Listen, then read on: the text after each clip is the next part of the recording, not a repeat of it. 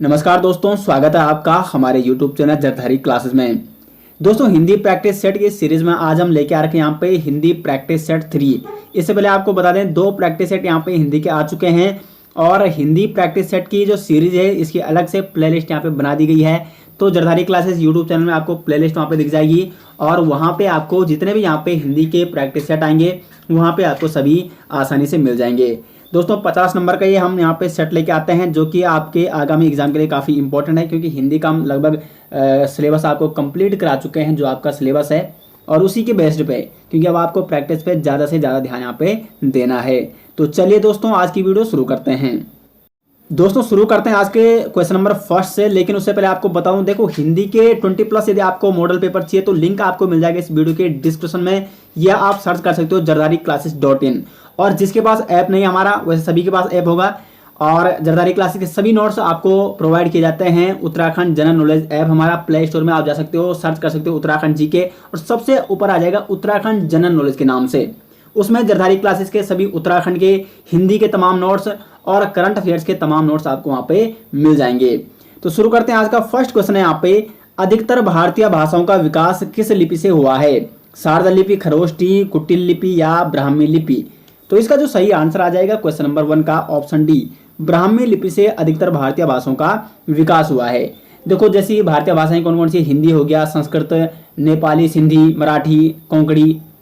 तो आपको बता दें, सबसे पहले जो मतलब लिपि के अगर हम बात करें तो ब्राह्मी लिपि, उसके बाद विकसित हुई गुप्त लिपि, उसके बाद यहाँ पे सिद्ध मातृका लिपि, कुटिल लिपि, और उसके बाद आती है नागरी लिपि, जिसको हम देवनागरी भी कहते हैं अब। और देवनागरी लिपि में ही लिखी जाती है आपकी हिंदी होगी, नेपाली, मराठी, कोंकणी, कश्मीरी, ये सारी भाषाएं किस में लिखी जाती है? तो देवनागरी लिपि में ही लिखी जाती है। तो क्वेश्चन नंबर 1 का यहाँ पे डी ऑप्शन सही आंसर हो जाएगा। अधिकतर भारतीय भाषाओं का विकास किस लिपि से हुआ है? ब्राह्मी लिपि से हुआ है। क्वेश्चन नंबर 2 है यहाँ पे, जो जीता न जा सके, यानी यहाँ पे आपको एक शब्द बताना है, जो जीता न जा सके उसके लिए एक शब्द। तो इसका जो सही आंसर हो जाएगा ऑप्शन ए, अजेय। अजय का मतलब होगा जिसको कभी भी जीता न जा सके, यानी जो जीता न जा सके उसे कहा जाता है, उसके लिए एक शब्द आ जाएगा यहाँ पे अजय, यानी ए ऑप्शन सही आंसर हो जाएगा। क्वेश्चन नंबर 3 है, सूर्योदय में प्रयुक्त संधि का नाम क्या है? संधि आपको पढ़ा रखी है यहाँ पे। तो सूर्योदय, देखो सूर्योदय में कौन सी संधि है यहाँ पे? तो इसका सही आंसर हो जाएगा ऑप्शन ए, गुण संधि। कैसे इसमें गुण संधि है? तो सूर्य धन उदय, ये इसका संधि विच्छेद हो रहा है।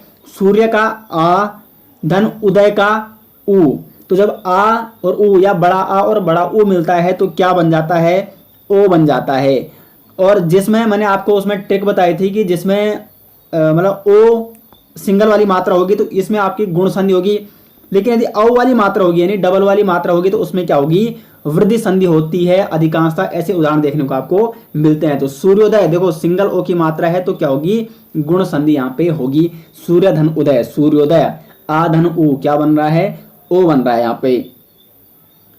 तो बड़ी आसानी से आपको वहाँ पे संधि के बारे में पढ़ाया था और ट्रिक के माध्यम से आपको बताया था कि कैसे कैसे आपको संधि पहचाननी है। तो जिसने संधि वाली वीडियो देखी होगी उसको संधि पर कभी भी आप आगे क्या नहीं होगा, कोई भी किसी भी क्वेश्चन पे डाउट न के बराबर होने के चांस है आपके। तो आगे बढ़ते हैं क्वेश्चन नंबर 4 की ओर। आंखों का तारा मुहावरे का अर्थ क्या है? आंखों का तारा, तो आंखों का तारा का मतलब क्या होता है यहाँ पे? बहुत प्रिया। जो बहुत प्रिया होता है उसे कहा जाता है ये हमारा आंखों का तारा है। तो सी ऑप्शन सही आंसर हो जाएगा। क्वेश्चन नंबर 5 है यहाँ पे, निम्न में से कौन सा शब्द व्यक्तिवाचक संज्ञा है? देखो, व्यक्तिवाचक संज्ञा मतलब किसी पर्टिकुलर व्यक्ति की यहाँ पे बात हो रही है। और व्यक्तिवाचक संज्ञा क्या होता है? जैसे किसी का नाम हो सकता है, लेकिन नाम पे भी अलग अलग बात है। अगर हम बात करें कि इस दुनिया मतलब इस दुनिया में यहाँ पे जयचंदों की कमी नहीं है, तो जयचंद यहाँ पे नाम है, लेकिन जयचंदों वो किसकी ओर इंगित कर रहा है? एक जाति की ओर इंगित कर रहा है। ये आपको बता रखा है संज्ञा में। लेकिन यहाँ पे आपको बताना है यहाँ पे व्यक्तिवाचक संज्ञा। तो यहाँ पे देखो, यमुना एक व्यक्तिवाचक संज्ञा है, यानी एक पर्टिकुलर नदी है यमुना। यमुना क्या है? एक नदी का नाम है, या यमुना किसी का नाम हो सकता है। तो वो एक व्यक्ति की बात कर रहा है या एक नदी की बात कर रहा है, तो यहाँ पे यमुना क्या हो जाएगा? व्यक्तिवाचक संज्ञा हो जाएगी। लेकिन गाय, गाय क्या एक जाति है? गाय में बहुत सारी क्या आ गई? गायें आ गई। पहाड़, पहाड़ में बहुत सारे पहाड़ आ गए, हिमालय आ गया, या जितने भी पहाड़ हैं आपके वो सारे किस जाति में आ गए? पहाड़ की जाति में आ गए। आम, आम भी क्या है? बहुत सारे आम। आम की क्या होती है, प्रजाति होती है, एक जाति होती है, तो आम भी आपका जातिवाचक संज्ञा हो जाएगा। तो व्यक्तिवाचक संज्ञा कौन है यहाँ पे, यमुना यहाँ पे व्यक्तिवाचक संज्ञा है। क्वेश्चन नंबर 6 है यहाँ पे, निम्न में से अघोष वर्ण कौन सा है। देखो घोषत्व के आधार पर दो भागों में बांटा गया है, अघोष और आपका घोष या सघोष। तो अघोष क्या होता है, जिनमें कंपन नहीं होता है स्वर तंत्रियों में। तो वर्ण की अगर हम बात करें वर्णों की, यानी अगर हम व्यंजनों की बात करें, तो जो आपके वर्ग हैं, कवर्ग हो गया, चवर्ग हो गया, इनमें जो पहला और दूसरा वर्ण होता है वो क्या होता है, अघोष होता है। और अगर हम स्वरों की बात करें तो सभी स्वर यहाँ पे सघोष होते हैं। और व्यंजनों की बात करें तो तीसरा, चौथा, पांचवा प्रत्येक वर्ग का जो व्यंजन होता है वो क्या होता है, घोष यानी सघोष होता है। तो यहाँ पे आप देख सकते हो चा वर्ग में पहला और दूसरा, चा और छा हमेशा क्या होगा, अघोष होगा। तो निम्न में से अघोष वर्ण कौन सा है, चा है यहाँ पे। बाकी आ, मा और हा आपके क्या है, ये आपके सघोष यानी घोष हैं। क्वेश्चन नंबर 7 है यहाँ पे, बादल का पर्यायवाची शब्द कौन सा है। तो ऑप्शन देखो यहाँ पे, पयोधि, नीरज, पयोद या अब्ज। तो सही आंसर हो जाएगा ऑप्शन सी, पयोद आपका बादल का पर्यायवाची शब्द है। अब देखो अन्य ऑप्शनों की बात कर लेते हैं। यहाँ पे पयोधि किस किस का पर्यायवाची है, सागर हो गया, सागर का पर्यायवाची है पयोधि। सागर के अन्य पर्यायवाची जैसे नीरधि हो गया, जलधि हो गया, ये सागर के या समुद्र के पर्यायवाची हैं। नीरज की बात करें तो नीरज का पर्यायवाची क्या होता है, कमल हो गया। और अब्ज भी किसे कहा जाता है, कमल को ही कहा जाता है। ठीक है, जल में जन्म लेने वाला अब्ज, यानी जल में जन्म लेने वाला कौन है, कमल। नीरज, नीर में जन्म लेने वाला कौन है, कमल। तो इस प्रकार से आप इसको ध्यान रख सकते हो। तो क्वेश्चन नंबर 7 का सी ऑप्शन सही आंसर हो जाएगा। आगे बढ़ते हैं क्वेश्चन नंबर 8 की ओर। निम्न में से शुद्ध वर्तनी का चयन कीजिए। उन्नति की शुद्ध वर्तनी क्या होती है, तो ये होता है, ठीक है, उ और फिर आधा ना होता है, फिर पूरा ना होता है, और ती होता है, छोटी मात्रा ई की उसमें लगी होती है। तो डी ऑप्शन हो जाएगा सही, क्वेश्चन नंबर 8 का D option right answer. Question number 9 है यहाँ पे, टस से मस न होना मुहावरे का अर्थ। टस से मस न होना, तो इसका जो सही आंसर हो जाएगा ऑप्शन बी, अनुनय विनय से न पसीजना।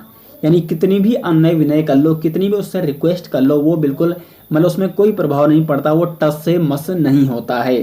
तो बी ऑप्शन क्वेश्चन नंबर 9 का यहाँ पे क्या हो जाएगा, सही आंसर हो जाएगा। आगे बढ़ते हैं क्वेश्चन नंबर 10 की ओर। ठाकुर का स्त्रीलिंग, ठीक है, ये क्वेश्चन काफ़ी इंपॉर्टेंट है। तो ठाकुर का जो स्त्रीलिंग होता है, ठाकुर में आपने क्या लगाना है, आइन लगा देना है, ठकुराइन हो जाएगा। ठाकुर का स्त्रीलिंग क्या हो जाएगा आपका, ठकुराइन हो जाएगा। क्वेश्चन नंबर 11 है यहाँ पे, किसी बात को करने का निश्चय। तो इसका सही आंसर हो जाएगा किसी बात को करने का निश्चय, मतलब क्या लेना, संकल्प लेना।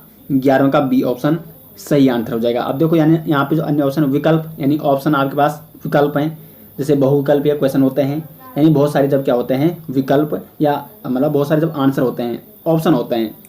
कल्प की हम बात करें, कल्प जैसे युग या कल्प एक मतलब समय का मापक है, ऐसे बोलते हैं ना, ये कौन सा कल्प चल रहा है या इतने कल्प बीत चुके हैं। तो कल्प एक समय आप इसको कह सकते हैं। और अत्यल्प, अत्यल्प का मतलब होता है बहुत कम, बहुत अल्प यानी अत्यल्प।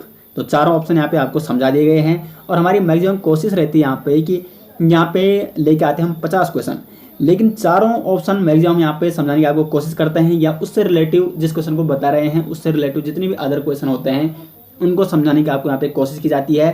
तो नाम मात्र के 50 क्वेश्चन है, लेकिन आपको यहाँ पे 50 से कई ज़्यादा क्वेश्चन यहाँ पे आपको देखने को मिलेंगे इस सीरीज़ में, जो आपको लगातार यहाँ पे समझाए जाते हैं और काफ़ी हेल्पफुल होने वाली है आपके लिए ये सीरीज़। तो लगातार इस सीरीज़ में आपको यहाँ पे बने रहना है। और क्वेश्चन नंबर 12 की ओर बढ़ते हैं।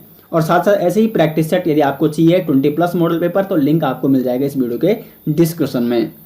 क्वेश्चन नंबर 12 है, निर्वाह में प्रयुक्त उपसर्ग। देखो उपसर्ग और विसर्ग, उपसर्ग क्या होता है, जो पहले लगता है और फिर शब्द का वो अर्थ बदल देता है। तो 12 का यहाँ पे जो सही आंसर हो जाएगा, निर्वाह में जो प्रयुक्त उपसर्ग है वो यहाँ पे निर लगा है निर्वाह में। तो सी ऑप्शन सही आंसर हो जाएगा क्वेश्चन नंबर 12 का।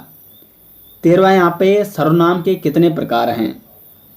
तो सर्वनाम के यहाँ पे 6 प्रकार, यानी सी ऑप्शन राइट आंसर हो जाएगा। पुरुषवाचक सर्वनाम हो गया, निश्चयवाचक सर्वनाम, अनिश्चयवाचक सर्वनाम हो गया, प्रश्नवाचक सर्वनाम, निजवाचक सर्वनाम और संबंधवाचक सर्वनाम।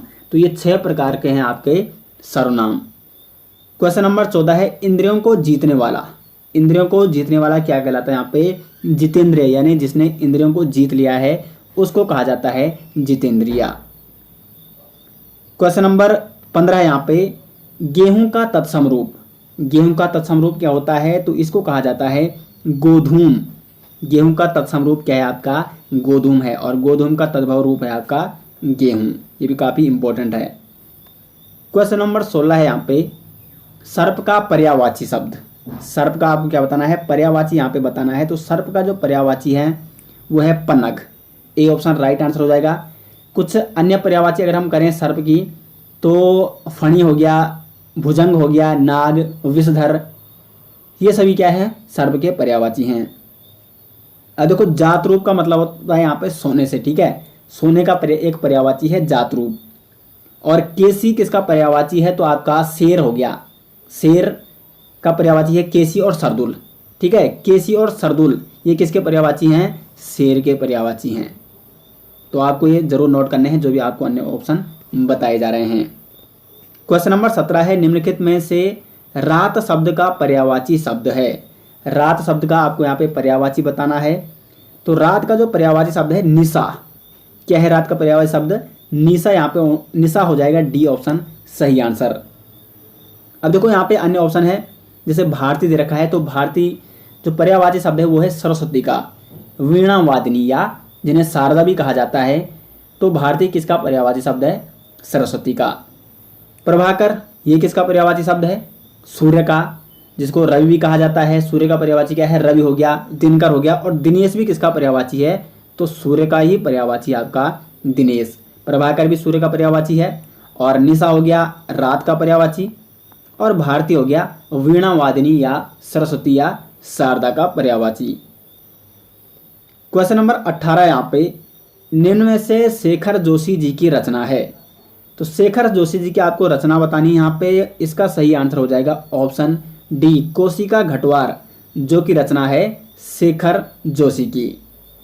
शेखर जोशी देखो, इनका संबंध उत्तराखंड से है, तो इसलिए काफी इंपॉर्टेंट हो जाती है। तो कुछ अन्य रचनाओं के बारे में बात कर लेते हैं इनकी। कोशिका घटवार हो गया, उसके बाद मेरा पहाड़, अथ मूसक उवाच, और साथ के लोग, हलवाला, ये सभी इनके प्रमुख रचनाएं हैं। दाजी हो गया, नौरंगी बीमार है, ये भी इनकी एक प्रसिद्ध कहानी है। गलता लोहा, ये भी इनकी एक प्रसिद्ध कहानी है। तो शेखर जोशी की ये सारी रचनाएं आपको नोट करनी है। अब देखो, तो अन्य ऑप्शन है यहाँ पे, कागज की नाव, ये शैलेश मटियानी जी की रचना है। और पहाड़ पर लालटेन और घर का रास्ता, ये किसकी रचनाएं हैं? मंगलेश डबराल जी की। तो चारों ऑप्शन आपके यहाँ पे कवर हो गए। और हिंदी साहित्य वाला टॉपिक काफी अच्छे से हमने आपको कवर करा रखा है, जिसमें उत्तराखंड के जो भी साहित्यकार हैं, जो भी कवि हैं, उनकी रचनाएं, और आपके सिलेबस के अकॉर्डिंग जितने भी कवि और साहित्यकार थे उनकी प्रमुख रचनाओं के बारे में बताया गया है। तो जो नए अभ्यर्थी यहाँ पे जो अभी नए नए जुड़े हैं, तो आप हिंदी के प्लेलिस्ट अलग से बना रखी है, उस पर आप जाके देख सकते हो। क्वेश्चन नंबर 19 से यहाँ पे, निम्नलिखित में कौन स्वर नहीं है? तो ये खैर सिंपल क्वेश्चन है। यहाँ पे जो या है ये आपका स्वर नहीं है, ये एक व्यंजन है, बाकी अभी यहाँ पे क्या है? सभी स्वर हैं। क्वेश्चन नंबर 20 है यहाँ पे, जो दिखाई न दे, उनके लिए आपको एक शब्द यहाँ पे बताना है। तो जो दिखाई न दे उसके लिए एक शब्द हो जाएगा यहाँ पे अदृश्य। अब देखो, यहाँ पे अप्रत्यक्ष और परोक्ष ये क्या होते हैं?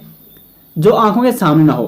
अब यहाँ पे आपको कंफ्यूजन नहीं होना है। जो दिखाई न दे यानी दिखाई नहीं दे रहा है, वो तो अदृश्य हैं।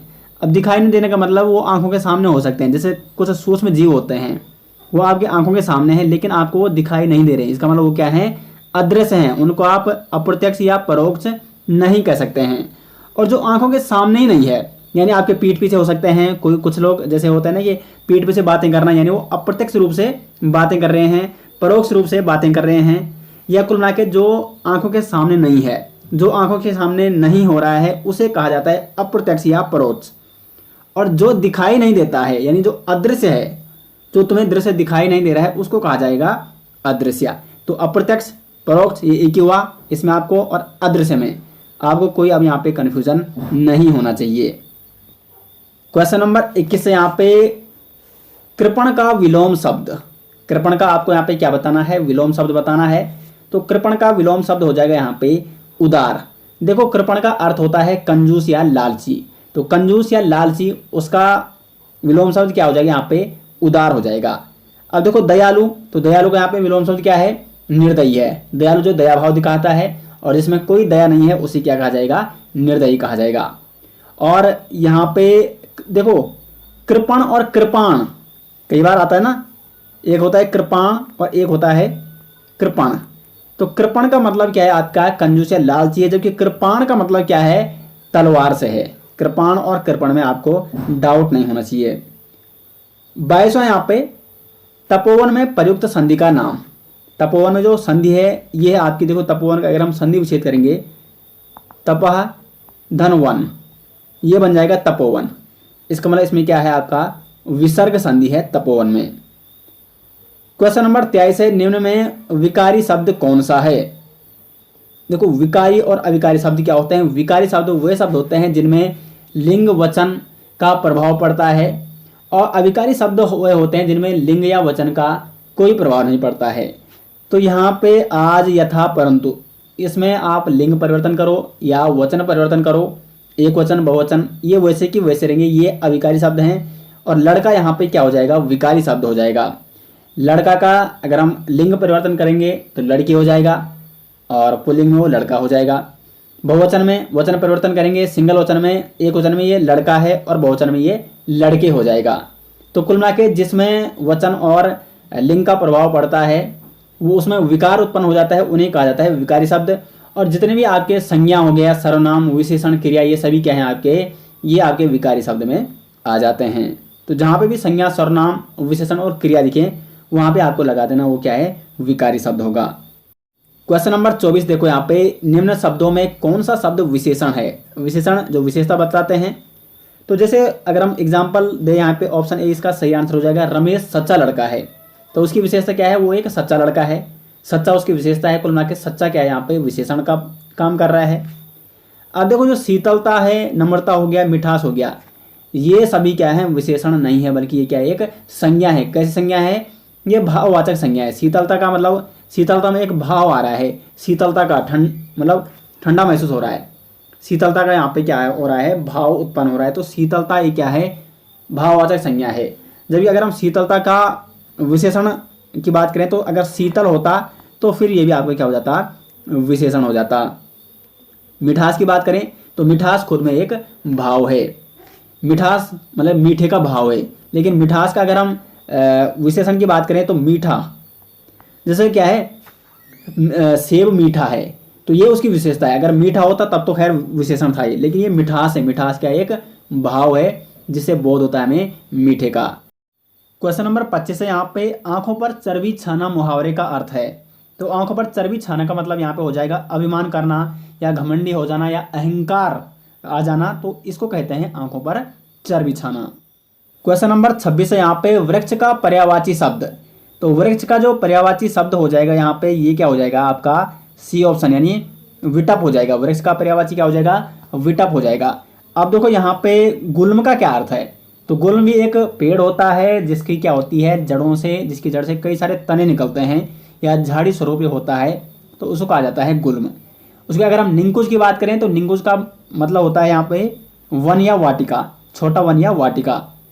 और अगर हम कानन की बात करें तो कानन का मतलब होता है बड़ा वन, या आप घना वन कह सकते हैं या अरण्य कह सकते हैं। तो ये हो गया आपका कानन। तो वृक्ष का पर्यायवाची क्या हो जाएगा यहाँ पे विटप हो जाएगा। क्वेश्चन नंबर 27 यहाँ पे, अंतर के पट खोलना। अंतर के पट खोलना इसका अर्थ क्या है। तो अंतर के पट खोलने का मतलब है यहाँ पे विवेक से काम लेना। क्या है यहाँ पे अंतर के पट खोलना मतलब अंतर के पट खोलो, फिर जैसे तुम कोई काम कर रहे हो तो विवेक से वो काम करो, इसको कहा जाता है अंतर के पट खोल के वो काम करो। अब देखो यहाँ पे एक है यहाँ पे आपका जो ये भेद खोलना है। कई स्टूडेंट इसमें कंफ्यूज होते हैं कि भेद खोलने का अर्थ तो नहीं है कहीं अंतर के पट खोलना। तो भेद खोलने के लिए जो मुहावरा होता है वो क्या होता है आपका कच्चा छिट्टा खोलना, यानी भेद खोलना। लेकिन अंतर के पट खोलने का मतलब यहाँ पे विवेक से काम लेना। क्वेश्चन नंबर 28 है यहाँ पे, दिए गए शब्दों में शुद्ध वर्तनी वाला शब्द है।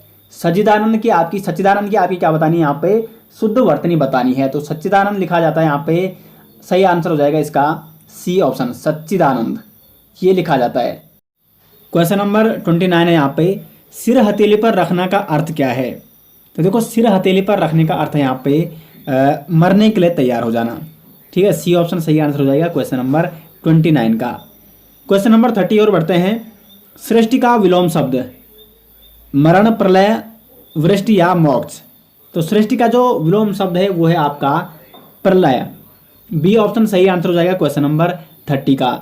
अब देखो यहाँ पे कुछ अन्य ऑप्शन है, जैसे वृष्टि, वृष्टि का मतलब होता है बरसात होना, ठीक है, और इसका जो विलोम हो जाएगा अनावृष्टि हो जाएगा, यानी सूखा पड़ना या अकाल पड़ना।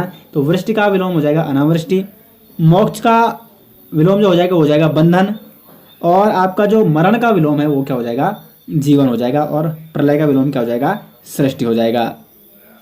क्वेश्चन नंबर 31 है यहाँ पे मजिस्ट्रेट शब्द क्या है। तो मजिस्ट्रेट आपका विदेशी शब्द, ठीक है, विदेशी शब्द है मजिस्ट्रेट, और ये कौन सी विदेशी भाषा से आया है, तो ये आया है अंग्रेजी भाषा से, जो कि हम सामान्य हिंदी में भी इसका प्रयोग करते हैं। तो मजिस्ट्रेट यहाँ हो जाएगा आपका विदेशी शब्द। क्वेश्चन नंबर 32 है यहाँ पे निर्मल शब्द का विलोम है। तो निर्मल शब्द का देखो, निर्मल का मतलब होता है स्वच्छ, स्वच्छ, ठीक है, स्वच्छ या साफ।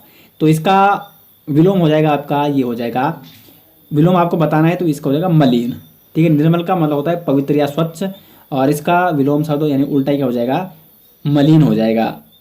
क्वेश्चन नंबर 33 यहाँ पे तरनी तनुजा तट तमाल तरवर छाए में कौन सा अलंकार है। तो इसमें जो हो जाएगा देखो, तरनी तनुजा तट तमाल, ता की पुनरावृत्ति हो रही है, और जब भी एक ही वर्ण की आवृत्ति बार बार होती है तो वहाँ पे कौन सा अलंकार होता है, आपका अनुप्रास अलंकार होता है। सभी अलंकारों के बारे में आपको बता रखा है, तो अनुप्रास अलंकार आपको समझा रखा है। इसके अगर हम अदर एग्जाम्पलों की बात करें, रघुपति राघव राजा राम, रा की पुनरावृत्ति हो रही है, बन्नो गुरुपद पदुम परागा, पा की पुनरावृत्ति हो रही है। तो उसी प्रकार तरनी तनुजा तट तमाल तरवर छाये में ता की पुनरावृत्ति हो रही है, तो इसमें हो जाएगा आपका क्या हो जाएगा, अनुप्रास अलंकार हो जाएगा। क्वेश्चन नंबर 34 है यहाँ पे भारत की टेलीविजन का आगमन कब हुआ, ठीक है, भारत में टेलीविजन का आगमन कब हुआ ये आपको बताना है। तो भारत में जो टेलीविजन का आगमन हुआ सन 1959 में हुआ। यहाँ पे 1959 में भारत में टेलीविजन का आगमन हुआ, कहाँ हुआ, दिल्ली से, ठीक है। तो डी ऑप्शन क्वेश्चन नंबर 34 का सही आंसर हो जाएगा। क्वेश्चन नंबर 35 है अति उपसर्ग युक्त कौन सा शब्द नहीं है, यानी जिसमें अति उपसर्ग नहीं है। उपसर्ग कौन सा जो पहले लगता है। तो देखो अत्यधिक, अतिधन, अधिक, अत्याधिक, इसमें आपका अति उपसर्ग है। अतुल, अतुल में नहीं है, ठीक है। तो कुल मिला के 35 का बी ऑप्शन सही आंसर हो जाएगा। अत्यंत में भी अति उपसर्ग है, और अत्युत्तम में भी क्या है आपका अति उपसर्ग में है, अब अति उपसर्ग है। तो कुल मिला के बी ऑप्शन सही आंसर हो जाएगा क्वेश्चन नंबर 35 का। 36 की ओर बढ़ते हैं। यहाँ पे उसने कहा कि मैं घर जाऊंगा, उसने कहा कि मैं घर जाऊंगा, इसमें आपको बताना है तो इसमें कौन सा ये वाक्य होगा। तो ये हो जाएगा इसमें मिश्र वाक्य, क्योंकि इसमें देखो उसने कहा कि मैं घर जाऊंगा, ये आपका मिश्र वाक्य हो जाएगा। देखो अगर कहीं भी वाक्य में आपको जब, तब या कि, जैसे इसमें है यदि, अगर, तो, इस प्रकार के शब्द दिखे तो कुल मिला के मतलब यहाँ पे मिश्रित वाक्य किसे कहते हैं, जब दो या दो से अधिक उपवाक्य जुड़े होते हैं। तो उसने कहा मैं घर जाऊंगा और किससे जुड़े हैं, की से जुड़े हुए हैं, तो इसमें क्या हो जाएगा आपका मिश्र वाक्य हो जाएगा। क्वेश्चन नंबर 37 है यहाँ पे अधिसूचना का प्रकाशन कहाँ होता है। सोशल मीडिया में, तारपत्र में, समाचार पत्रों में, या राजपत्रिया जिसको गजट भी कहते हैं। तो देखो अधिसूचना क्या होता है पहले इसको समझिए। सरकार की ओर से राजपत्रों यानी गजट में जनसाधारण की जानकारी के लिए प्रकाशित होने वाली सूचना को कहते हैं अधिसूचना। और ये अधिसूचना किस में प्रकाशित की जाती है, राजपत्र या गजट में प्रकाशित की जाती है। काफी इंपॉर्टेंट क्वेश्चन है यहाँ पे, और इसका हो जाएगा डी ऑप्शन सही आंसर। क्वेश्चन नंबर 38 है यहाँ पे स्थान के आधार पर बताइए कि मूर्धन्य व्यंजन कौन से हैं। मूर्धन्य यानी तालु के मूर्धा भाग से जो जिनका उच्चारण होता है, तो वो है यहाँ पे जितने भी टवर्ग में आते हैं, टवर के सभी क्या होते हैं आपके, ये होते हैं मूर्धन्य। तो कुल मिला के डा और ढा, सी ऑप्शन यहाँ पे 38 का सही आंसर हो जाएगा। अब देखो गा, घा, ये आपके कंठे हैं, कवर क्या होता है, कंठे होते हैं। जा और झा, ये आपका है चवर्ग, और चवर्ग इनका उच्चारण होता है तालव्य से, ठीक है, तालु से। पा, फा यानी पवर्ग, तो पवर का उच्चारण कहाँ से होता है, ओष्ठ से यानी ओंठों से, ठीक है। और डाढ़ा आपका टवर्ग में आ गया, तो इसका उच्चारण होता है मूर्धा भाग से, यानी मूर्धन्य व्यंजन इनको कहते हैं। क्वेश्चन नंबर 39 है यहाँ पे साहित्य से संबंध रखने वाला। साहित्यिक, लेखक, कवि या नाटककार। देखो साहित्य से जो संबंध रखता है उसे कहते हैं साहित्यिक, क्योंकि साहित्यिक में आ गया, चाहे वो तब आपका गद्य या पद्य का जो लेखक हो, या जो कविताएं लिखता हो, जो कहानी लिखता हो, नाटक लिखता हो, या आपका उपन्यास लिखता हो, साहित्यिक में वो सारा आ गया साहित्य। लेकिन अगर हम सिर्फ यहाँ पे लेखक की बात कर रहे हैं या कवि की बात करें जैसे, तो कवि जो क्या है कविताएं लिखता है, लेखक जो सिर्फ लेख लिखता है, नाटककार में आपका जो सिर्फ नाटक लिखता है, तो साहित्य से संबंध रखने वाला, ठीक है। तो किस में आ गया, पूरा साहित्यिक में ये आ जाता है। क्वेश्चन नंबर 40 है यहाँ पे, मेरो मन अनंत कहाँ सुख पावे, जैसे उड़ी जहाज को पंछी फिर जहाज पर आवे, फिर जहाज पे आवे। तो आपको बताना है कि प्रस्तुत पंक्तियों में कौन सा अलंकार है। अब देखो इसका अर्थ समझ लो पहले, मेरो मन अनंत कहाँ सुख पावे, जैसे उड़ी जहाज को पंछी फिर जहाज पर आवे। यानी मन की तुलना यहाँ पे की जा रही है किससे, जहाज से उड़ते हुए पक्षी की, जो जहाज से तो उड़ता है लेकिन फिर वो किस में आ जाता है, जहाज में आ जाता है। तो ये पंक्ति सूरदास जी की है और वो इसमें कह रहे हैं कि मतलब मेरा मन मतलब चंचल तो है मन, लेकिन कहाँ तक तो वो उड़ेगा या कहाँ तक वो क्या होगा, भटकेगा, किस में आता हो, फिर वो किस में आ जाता है, श्री कृष्ण के प्रेम में, या श्री कृष्ण के कुल मिला के जो आत्मा है वो किससे जुड़ी हुई है, हमारी श्री कृष्ण जुड़ी हुई है। इस प्रकार से ये यहाँ पे तुलना कर रहे हैं किससे, उड़ते हुए पंछी से, जो जहाज से तो उड़ जाता है लेकिन फिर कहाँ आ जाता है, जहाज में। तो उसी प्रकार हमारा मन भी भटक जाता है, चंचल हो जाता है, लेकिन फिर किस में आ जाता है, श्री कृष्ण की भक्ति में, या हमारी जो आत्मा है वो किसके साथ जुड़ी हुई है, श्री कृष्ण के साथ जुड़ी हुई है। तो कुल मिला के यहाँ पे क्या है, यहाँ पे कौन सा अलंकार ये आपको बताना है, तो उपमा अलंकार हो जाएगा। क्योंकि जहाँ पे भी तुलना होगी, तुलना होगी किसकी तुलना, मन की तुलना यहाँ पे हो रही है, किससे हो रही तुलना, जैसे उड़ी जहाज को पंछी फिर जहाज पर आवे, यानी जहाज से उड़ते हुए पंछी से तुलना हो रही है मन की, तो इसलिए इसमें हो जाएगा उपमा अलंकार। क्वेश्चन नंबर 41 यहाँ पे, पक्ष का विलोम क्या हो जाएगा, तो पक्ष का विलोम हो जाएगा यहाँ पे विपक्ष हो जाएगा, पक्ष का विलोम शब्द। 42 यहाँ पे, दक्षिणी भारत हिंदी प्रचार सभा का मुख्यालय कहाँ है। तो जो दक्षिणी भारत हिंदी प्रचार सभा का मुख्यालय ये आपका स्थित है आपका चेन्नई में। सी ऑप्शन सही आंसर हो जाएगा क्वेश्चन नंबर 42, चेन्नई में स्थित आपका दक्षिणी भारत हिंदी प्रचार सभा का मुख्यालय। क्वेश्चन नंबर 43 है यहाँ पे, मृदुलतांत लता समान थी, प्रस्तुत पंक्तियों में कौन सा अलंकार है। तो इसमें जो अलंकार हो जाएगा वो हो जाएगा रूपक अलंकार। कैसे हो जाएगा, देखो मृदुलतांत लता समान थी, लता का मतलब यहाँ पे बेल से है, तो यहाँ पे समान थी, जहाँ पे क्या होता है उपमेय और उपमान में कोई अंतर ना हो, दोनों समान हो, तो वहाँ पे हमेशा क्या होता है, रूपक अलंकार होता है। यहाँ पे होती तो तुलना है, लेकिन दोनों तुलना कैसे करेंगे, क्योंकि यहाँ पे उपमेय और उपमान दोनों क्या हो जाते हैं, समान हो जाते हैं, उपमेय और उपमान में कोई भेद नहीं रहा जाता। तो मृदुलतांत लता समान थी, ठीक है, मतलब ये दोनों क्या है, यहाँ पे समान है, तो कुल मिला के इसमें क्या हो जाएगा, रूपक अलंकार हो जाएगा। अगर हम अन्य एग्जाम्पल की बात करें, जैसे राधा का मुख चंद्र सा, यानी राधा का जो मुख है वो किसके समान है, चंद्र के समान है, तो दोनों में कोई अंतर नहीं है उपमेय उपमान में, तो वहां पे हो जाएगा रूपक अलंकार। क्वेश्चन नंबर 44 है, साहित्य और समाज का अन्यान्याश्रित संबंध है, वाक्य में रेखांकित शब्द की शुद्ध वर्तनी बताइए। तो देखो अन्यान्याश्रित, ये तो शुद्ध क्या है, वर्तनी नहीं है, इसकी शुद्ध वर्तनी क्या होगी, यहाँ पे ये आंसर हो जाएगा अन्योन्याश्रित, यानी बी ऑप्शन। साहित्य और समाज का अन्योन्याश्रित संबंध है। अन्योन्याश्रित का मतलब होता है एक दूसरे पर निर्भर हैं, घनिष्ठ संबंध है इनका आपस में, तो साहित्य और समाज दोनों का आपस में क्या है, अन्योन्याश्रित संबंध है, इसलिए बी ऑप्शन यहाँ पे सही आंसर हो जाएगा, ये इसकी शुद्ध वर्तनी हो जाएगी। 45 यहाँ पे, परमात्मा ही समग्र ब्रह्मांड का रचयिता है, ये कई बार एग्जाम में क्वेश्चन बनता है, रचयिता का शुद्ध वर्तनी आपको बतानी है। तो जो रचयिता लिखा जाता है, क्योंकि अधिकांशता देखा जाता है उच्चारण में सभी क्या पढ़ते हैं, रचयिता, और लिख भी देते हैं ऐसे ही रचयिता, लेकिन ये इसकी शुद्ध वर्तनी नहीं है, रचयिता होता है। क्या होता है, अगर हम शुद्ध वर्तनी की बात करें, ये हो जाएगा आपका रचयिता, क्या हो जाएगा, रचयिता, तो ए ऑप्शन सही आंसर हो जाएगा, रचयिता शुद्ध वर्तनी है इसकी। आगे बढ़ते हैं क्वेश्चन नंबर 46, छायावादी युग के 4 स्तंभों में से निम्न में से कौन सम्मिलित नहीं है। देखो छायावादी युग के 4 स्तंभ हैं। अब छायावादी युग के जो 4 स्तंभ कौन कौन से हैं, जयशंकर प्रसाद, ठीक है, यहाँ पे नाम आ रखा है, सूर्यकांत त्रिपाठी निराला, इनका यहाँ पे यानी निराला का यहाँ पे नाम नहीं है, सुमित्रा नंदन पंत बिल्कुल सही है, महादेवी वर्मा बिल्कुल सही है। तो जयशंकर प्रसाद, सूर्यकांत त्रिपाठी निराला, सुमित्रा नंदन पंत और महादेवी वर्मा, इनको कहा जाता है छायावाद के 4 स्तंभ। तो कुल यहाँ पे माखनलाल चतुर्वेदी, ये क्या है, यहाँ पे छायावाद युग के 4 स्तंभों में से नहीं है, तो कुल के सी ऑप्शन सही आंसर हो जाएगा। चौथा कौन है, निराला जी। ठीक है, तो कुल मिला के सी ऑप्शन सही आंसर हो जाएगा। ये आगे क्या है, छायावादी युग के 4 स्तंभों में से ये सम्मिलित नहीं है। क्वेश्चन नंबर 47 है, पत्रकार किस किस प्रकार के होते हैं। तो जो पत्रकार होते हैं वो 3 प्रकार के होते हैं, पूर्णकालिक, फ्रीलांसर, अंशकालिक और कुल मिला के 3 प्रकार के होते हैं। तो कुल मिला के डी ऑप्शन सही आंसर हो जाएगा। तो वो पूर्णकालिक पत्रकार कैसे कहते हैं, जो क्या करता है, नियमित वेतनभोगी कर्मचारी होता है किसी भी समाचार पत्र में, तो उसे कहते हैं पूर्णकालिक, यानी जो हमेशा के लिए वहाँ पे क्या है, एक नियमित वेतन उसको मिल रहा है और वहाँ पे काम कर रहा है, तो उसे कहते हैं पूर्णकालिक। अंशकालिक क्या होता है, ये क्या होता है, एक निश्चित मानदेय पे, निश्चित वेतन पे क्या कर रहे हैं, निश्चित समय के लिए वो काम कर रहे हैं, यानी वो उनका फिक्स है कि 2 घंटे उन्होंने काम करना है और उसके बाद वो कुछ अपना अदर काम कर देते हैं, उनको 2 घंटे का वेतन दिया जाएगा।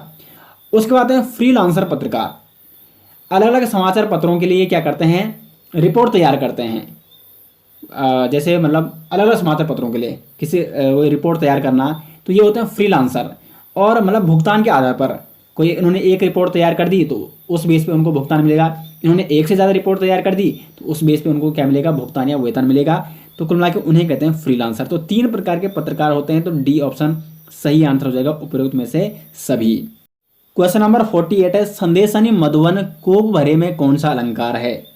इसका अर्थ पहले देख लेते हैं क्या है। संदेशनी का मतलब यहाँ पे संदेश है, मधुवन का मतलब यहाँ पे कृष्ण से है, कूप का मतलब है कुएं, यानी संदेशों से कृष्ण ने कुएं भर दी है। देखो ये उस समय होता है जब श्री कृष्ण उद्धव जाते हैं, कहाँ वो जाते हैं, गोकुल की ओर। उस समय श्री कृष्ण का है मथुरा है, तो गोकुल की ओर जा रहे हैं, वो गोपियों से मिलने जा रहे हैं, श्री कृष्ण के मतलब माता यशोदा से मिलने जा रहे हैं उद्धव। तो उद्धव के पास श्री कृष्ण वहाँ पे क्या पहुँचाते हैं, समाचार संदेश भेजते हैं उनके पास। तो यहाँ पे दिया गया है कि संदेशानी मधुवन को भरे, यानी श्री कृष्ण ने उद्धव के पास कुएं भर के संदेश दिए। तो यहाँ पे कौन सा अलंकार हो जाएगा, अतिशयोक्ति। अतिशयोक्ति अलंकार कहाँ पे होता है, जब किसी व्यक्ति या वस्तु का वर्णन बढ़ा चढ़ा कर किया जाए, यानी मतलब उतना वो हो ही नहीं सकता कभी, लेकिन फिर भी वो बढ़ा चढ़ा कर वर्णन किया जा रहा है, क्योंकि संदेश कोई कूप भर के कोई संदेश दे नहीं सकता, मतलब एक कुआं भर के संदेश देना ये पॉसिबल नहीं है। तो इसलिए जहाँ पे बढ़ा चढ़ाकर वर्णन किया जाए उसे कहते हैं अतिशयोक्ति अलंकार। अधिकांशतः उसमें देखा होगा आपने, बढ़ा चढ़ाकर वर्णन किया जाता है, तो वहाँ पे जो अलंकार होता है वो क्या होता है, अतिशयोक्ति अलंकार हो जाएगा इसका भी। 49 यहाँ पे कपड़ा का तत्सम होगा, तो कपड़ा का जो तत्सम होगा वो आपका हो जाएगा ऑप्शन बी, करपट हो जाएगा कपड़ा का तत्सम रूप। और लास्ट क्वेश्चन है आज के क्वेश्चन प्रैक्टिस सेट का, आज का लास्ट क्वेश्चन है, अमृत का विलोम शब्द। तो ये हो जाएगा अमृत का विष हो जाएगा विलोम शब्द। और ये रहा इसका आंसर कि आपको यहाँ पे मिल जाएगी। तो दोस्तों प्रैक्टिस सेट 3 आज हम लेके आ रखे थे, जो कि यहाँ पे कंप्लीट हो चुका है, और नेक्स्ट मंडे को होगा आपका प्रैक्टिस सेट 4। तो आपको प्रैक्टिस सेट कैसा लग रहा है, इससे आपको कितनी हेल्प मिल रही है, क्योंकि हिंदी आती है आपके एग्जाम में 20 नंबर की, जो कि मोस्ट इंपॉर्टेंट ये क्या है आपका सब्जेक्ट है। तो 20 में से आपको टारगेट बनाना है, 17-18 नंबर आपको लाने ही लाने हैं। जितनी ज़्यादा प्रैक्टिस आप करोगे उतना आपके लिए फ़ायदेमंद होगा। और ऐसे ही 20+ प्रैक्टिस सेट पाने के लिए आपको जाना है इस वीडियो के डिस्क्रिप्शन में, या आपको जाना है jardhariclasses.in, गूगल पे सर्च कीजिए तो आपको वहाँ पे मिल जाएगा 20+ यहाँ पे हिंदी के ऐसे ही प्रैक्टिस सेट। तो आशा करते दोस्तों आपको प्रैक्टिस सेट पसंद आया। ये सीरीज़ आपको कैसी लग रही है जरूर कमेंट बॉक्स में बताएं। वीडियो अच्छी लगी तो वीडियो को लाइक और शेयर जरूर करें। मिलते हैं दोस्तों नेक्स्ट के साथ, तब तक के लिए धन्यवाद।